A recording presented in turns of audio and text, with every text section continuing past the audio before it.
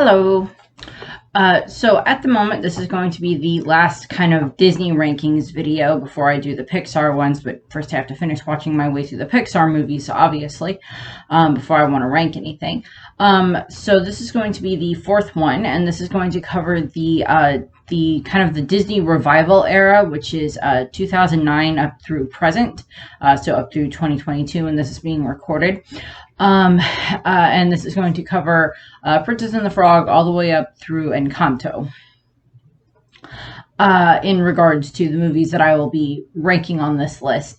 And pretty much that's about it. There's really only two of these that are, kind of the hand-drawn animation style. Pretty much everything else is all computer animated, which is not a problem. I very much enjoy computer animated movies, depending on the quality of the movie, the quality of the animation, obviously. And then, I'll end up doing the Pixar movies once I get all those watched. I may do some other various Disney rankings and everything since I've done the princesses, and then I'll probably do some of the other heroines or something like that we see throughout the movies that are not official Disney princesses. So like Kida or Meg or, Jane Porter or something along those lines. We'll see though. But let's get into ranking these. So, first up, we have The Princess and the Frog, which came out in 2009, which is kind of this start, this, rejuvenation of Disney animation in regards to, kind of going back to their roots. The first two out in the revival era for, Princess and the Frog, and then, Tangled are both, fairy tales based on fairy tales, which is one of the best things that Disney does when it comes to telling fairy tales. Yes, they have original stories as well, and some of the other ones down the line are going to be original stories, but we start off with Princess and the Frog, which of course is about, Tiana wanting to build her restaurant, dealing with, Naveen, who is the spoiled, stubborn prince, of course, and all the fun stuff that happens there. There's not really, there's great music in it. The animation is wonderful. Facilier is a great villain. Facilier, and then, I don't remember the fat boy that's also the fat boy, James. I don't remember, whatever the butler's name is that works for Naveen, who turns into Naveen. Cannot remember his name off the top of my head. Don't care. I still find it hilarious that he's, I think he's played by, no, wait, I was going to say I thought he was played by the same guy that plays Peter Pettigrew, but I don't think that's correct. I could be wrong on that, but I don't remember off the top of my head. But Princess and the Frog goes into a category. I love the animation. I love the music. The story is just great. Then we have Tangled. Tangled, as I said, came out in 2010. It has subsequently had some sequels in the fact that it had the Tangled the Animated Series, and then, of course, it had the Tangled Forever After in regards to, seeing Flynn and Rapunzel get married, which I enjoyed. Kind of wish they had done something sequel-wise for, like, Princess and the Frog, but they didn't. Tangled, again, love the story, love the animation, love the music, love, Mother Gothel is this very human-type villain. Again, Disney is usually pretty good at doing these, villains that are based in a portion of the dark side of humanity. Facilier is more of, he wants to have, it is still based in regards to humanity and the fact that he wants to have power and control and everything over, Louisiana, over, New Orleans and everything. But Mother Gothel is much more of this more selfish, self-centered one, and the fact that she just wants to remain young forever and ever. Even at the cost of Rapunzel. Whereas, of course, Flynn, he starts out being very selfish, and then by the end of the movie, he's, of course, willing to sacrifice himself in order to save Rapunzel, which is one of the reasons why they're one of my favorite Disney couples. Also, with the fact that we see other growth in their relationship throughout the animated series. But in regards to that, again, I See the Light, or At Last I See the Light, is just the song with the lanterns is one of my favorite love songs in general that Disney has ever done.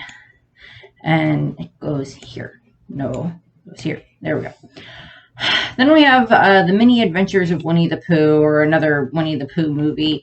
Kind of a sequel to like the Mini Adventures of Winnie the Pooh that I had back on one of the older lists. I think it was the Bronze Age list. I still enjoy Winnie the Pooh. You know, they brought in some new actors to voice the different characters, update the voices a little bit. Still, you know, the childish type setup in regards to Winnie the Pooh, which is fine. I enjoy it, but it's not really one of my, you know, highest rating ones, so it's going to go in C. Then we have WreckIt Ralph from 2012. Winnie the Pooh came out in 2011.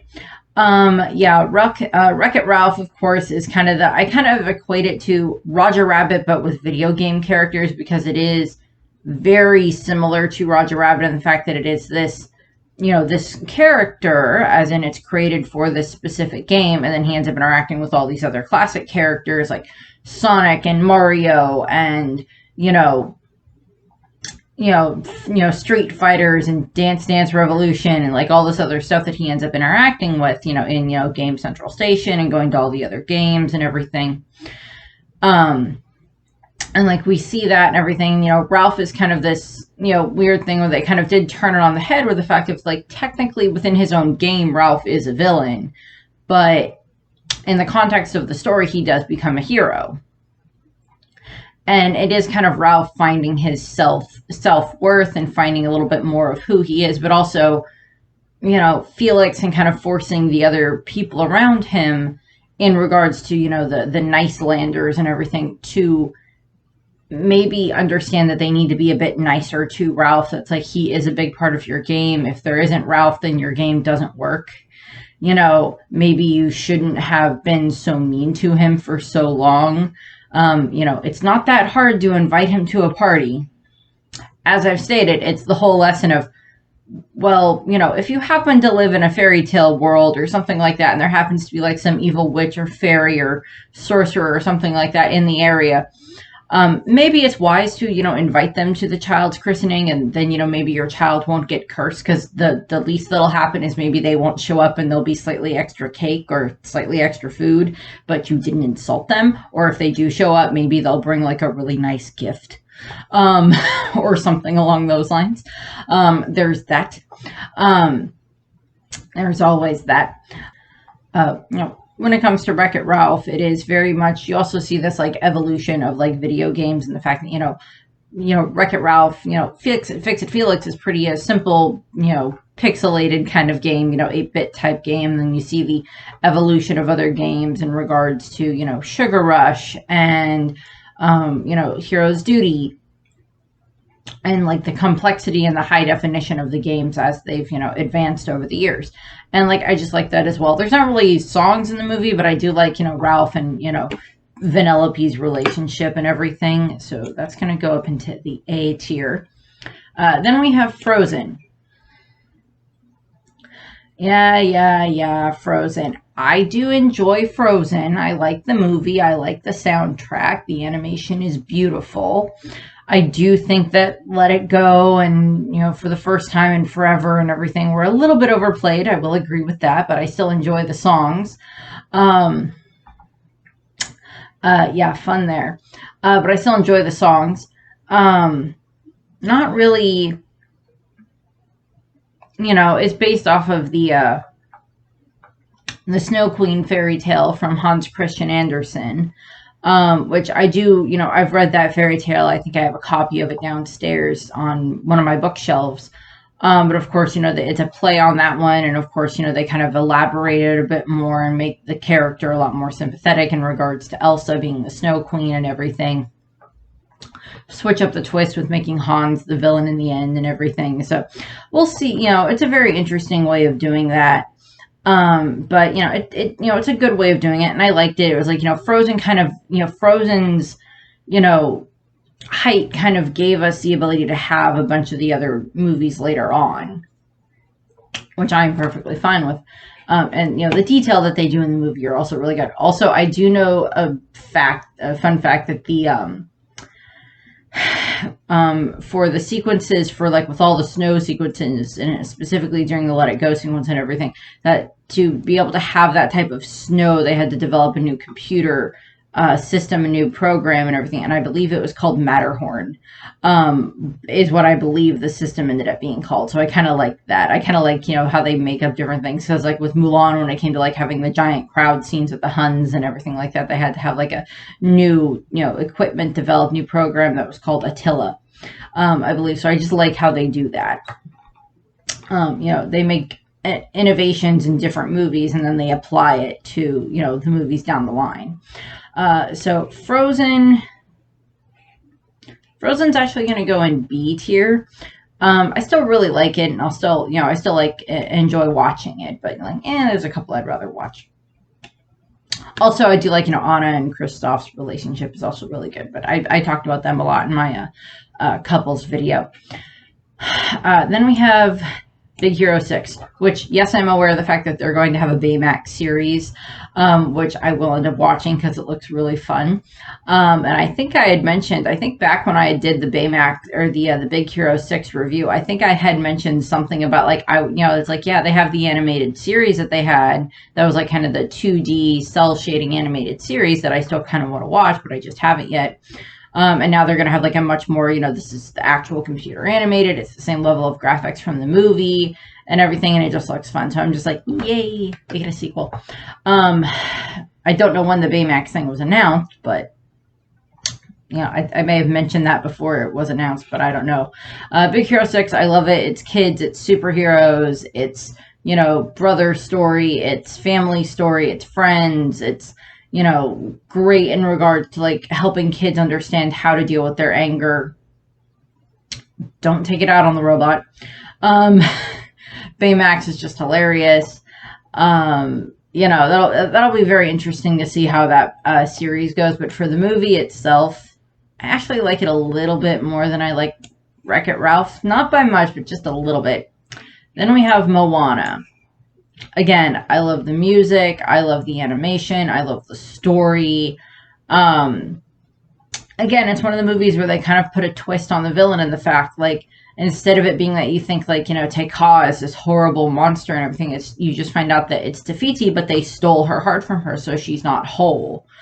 And of course, that's the way that they did that in the movie and how they explain that, and I really love how they did that. How they made that explanation for Te Fiti in regards to like where she's been, why she hasn't been able to do anything against Te Kā, that she was Te Kā. Again, the animated sequences in the movie are amazing. I love the songs. How far you'll go or how far I'll go is very much, I kind of find that as like a callback reminiscent song of, Steady as the Beating Drum and stuff like that, like references way back to, Reflection from, Mulan and, some Pocahontas songs from Pocahontas and like Belle's I Want song from, Beauty and the Beast, where it's like, Moana has this pressure where she wants to prove herself to her father. She doesn't want to, let her father down, but she has to go and do this, and she proves herself, and she gets back home safe and everything. And I love that. I love how, they have that in there with, that song, like how she like helps her people and makes them better and everything. Or helps them reclaim their heritage, which I really enjoy. Again, the music is beautiful, the animation is beautiful, the story is great. Maui is hilarious.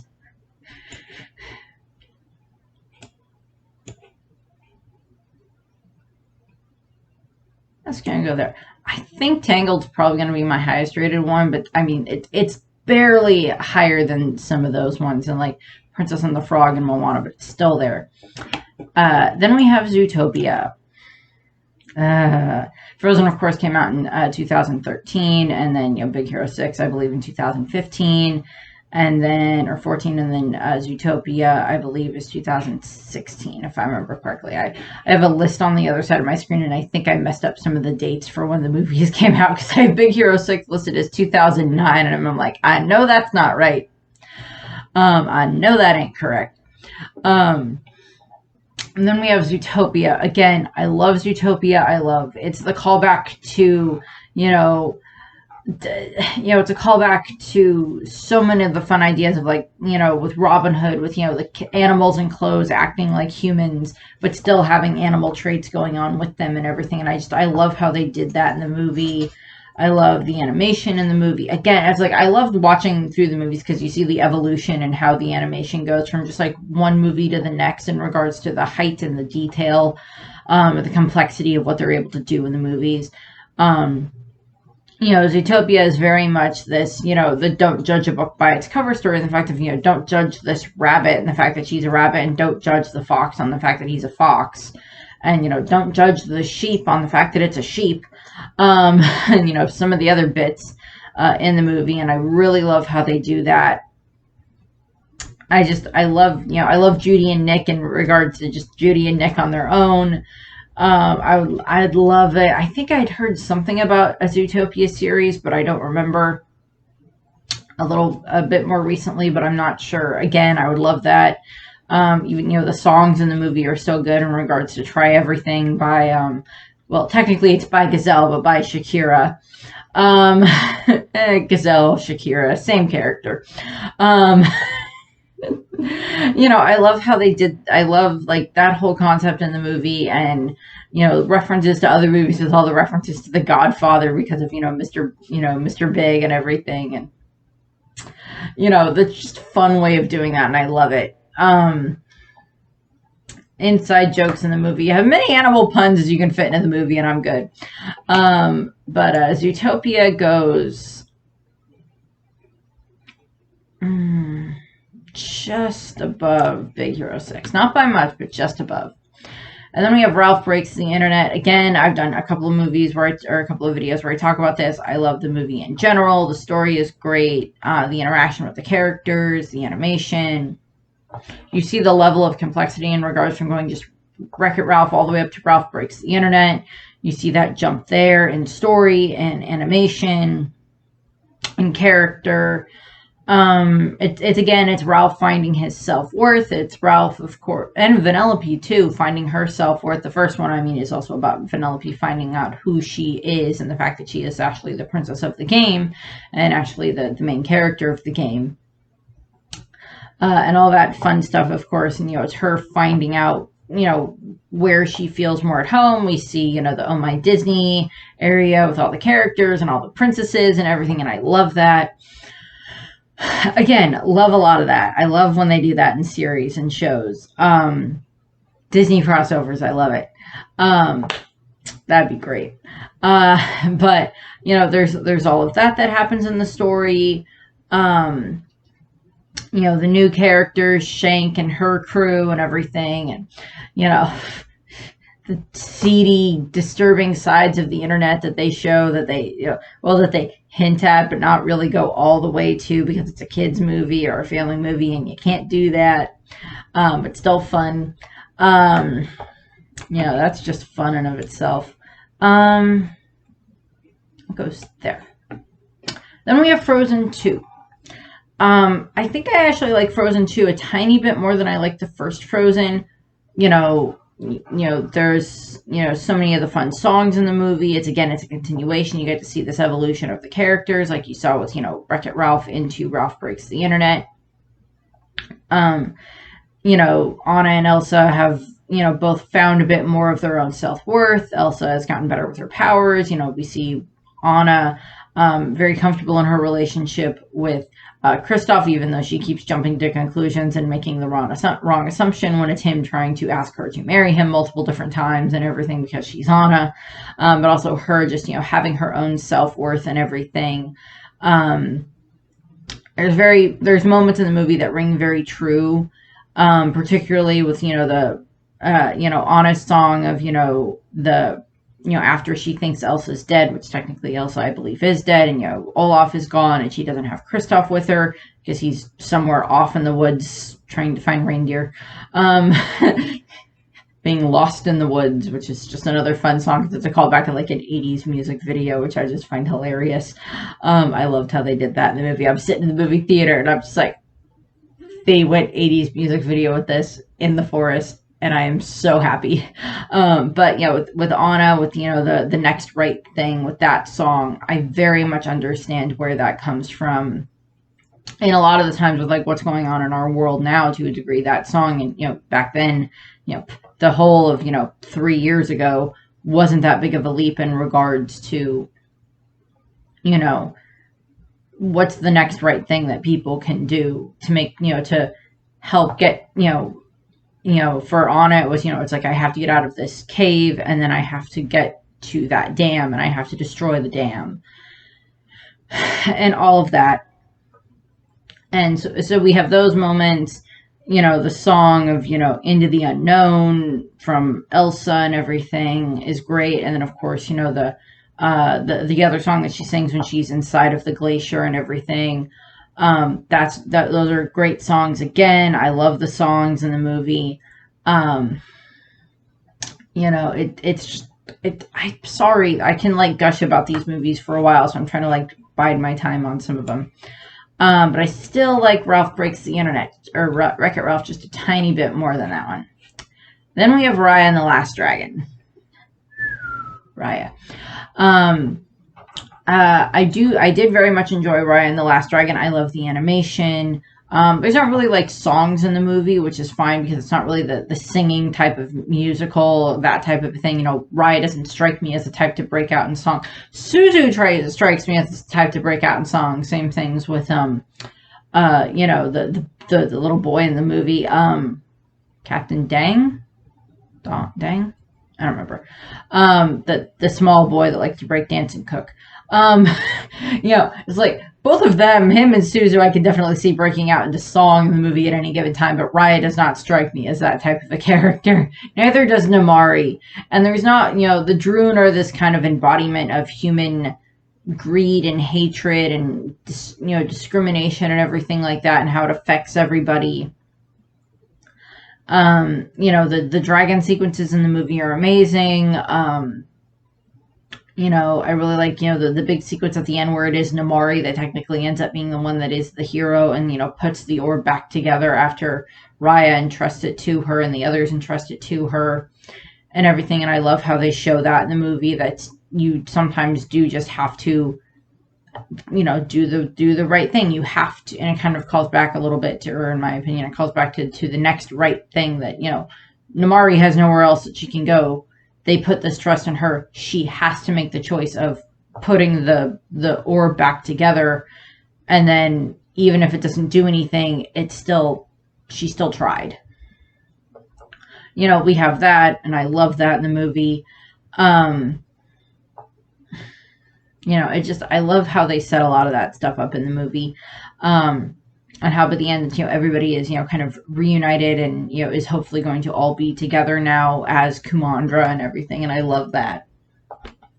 Also, I just love the world that they created for it with the designs and the detail that were in the world. They were beautiful. Raya gets to go there. Now we have the most recent one, Encanto. I can never remember which way to pronounce it. Sorry. Came out in 2022. I love this soundtrack. I love Mirabelle. I love there's the songs in the movie that I love. Surface Pressure is great. Waiting on a Miracle is the one that resonates with me so much. But, What Else Can I Do is also a great song. The comparing, the whole magical family and everything. I'm recording this just after we had our family reunion. And, it's so great seeing cousins and everything, and seeing, my aunts and uncles that I haven't seen for a little while because they live like way out of state, either on the East Coast or more in a different area of the country or whatever, West Coast, excuse me. I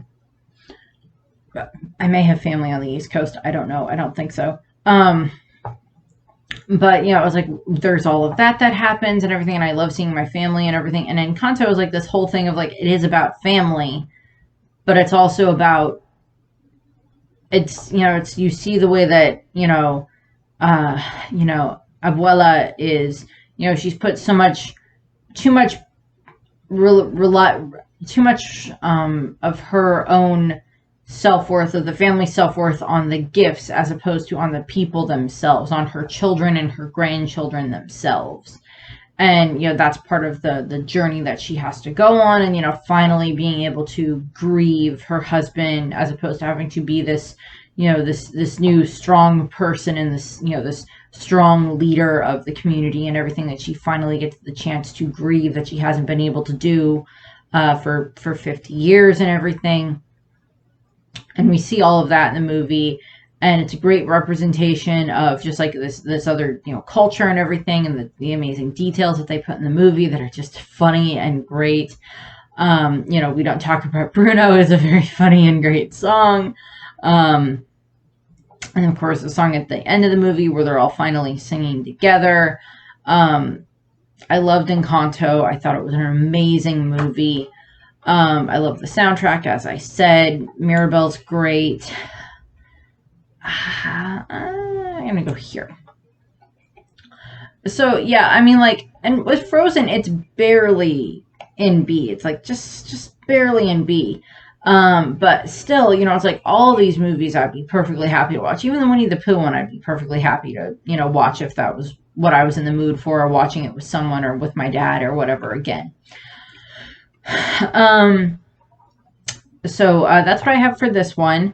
And until I finish up the Pixar movies, which depending on when these videos go up, may not be too long until I am finished with the Pixar movies. And then I'll go through and I'll rank them. Not too much else in regards to Disney rankings. I may do a video where I like rank the different Disney villains, which would be kind of fun to do.